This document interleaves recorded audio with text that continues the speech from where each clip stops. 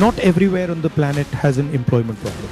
The West has an employment problem. India has an employment problem. But there are many countries in the world that don't really have an employment problem.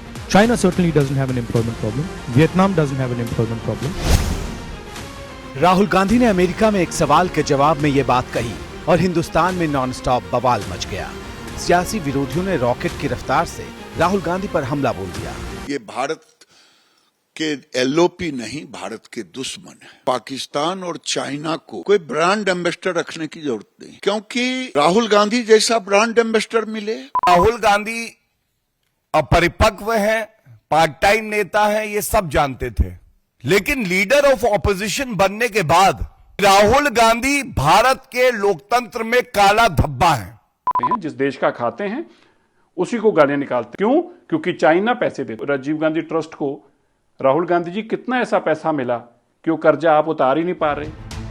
BJP नेताओं के इन हमलों में धार भी है, रफ्तार भी और सीधे राहुल पर प्रहार है। साथ में है पुराना सवाल कि चीन के साथ आखिर कैसी दोस्ती है कि विदेश गए नहीं और शुरू कर दी तारीफ पर तारीफ।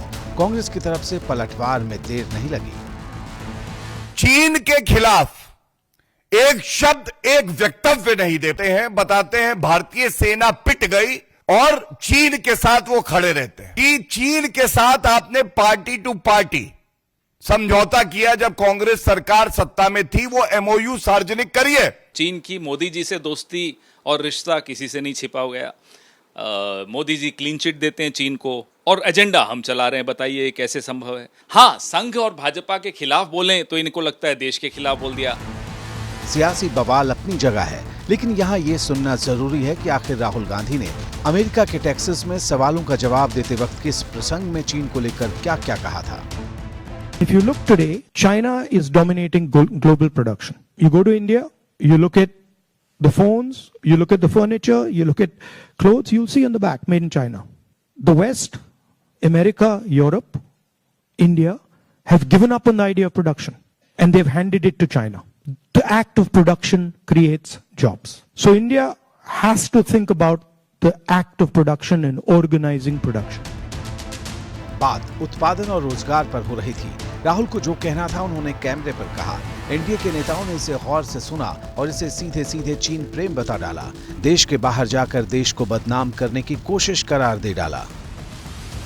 एलओपी की भूमिका में होते तो देश का एक ब्रांड एम्बेसडर बन के जा। ये भारत के एलओपी नहीं, भारत के दुश्मन है। जिस तरीके से भारत की बुराई करने की एक आदत राहुल जी की बन गई है, ये कहीं ना कहीं गलत राजनीति की परंपरा शुरुआत है। देश के बाहर जाकर देश की छवि खराब करना ये देशद्रोह जैसा अपराध है। कोई देशभक्त ऐसा नहीं कर सकता। राहुल गांधी जी बाहर जाकर केवल भारत को बदनाम ना करें।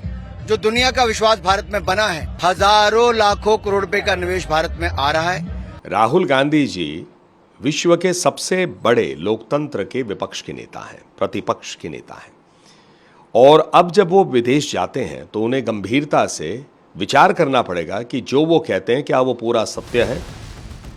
राहुल पर हुए धुआंधार हमले पर कांग्रेस ने फौरन हिसाब बराबर किया। उसके दिग्गज तर्कश में तर्कों के तीर भरकर सामने आए और हर आरोप का सीधा जवाब दे डाला। कभी उन्होंने भारत का अपमान किया नहीं, करेंगे नहीं, ये हमारा वादा है। लेकिन बीजेपी वालों को कुछ बहाना होना चाहिए, हर टाइम ऐसी चीजें उठाते हैं। अपने ही डायस्पोरा से बात कर रहे थे ना, तो उनको आप अपना नहीं मानते? प्रधानमंत्री वहां जा जाकर कहते हैं हमें तो शर्म आती थी हिंदुस्तान में पैदा होने। क्यों कहते थे ऐसी बातें?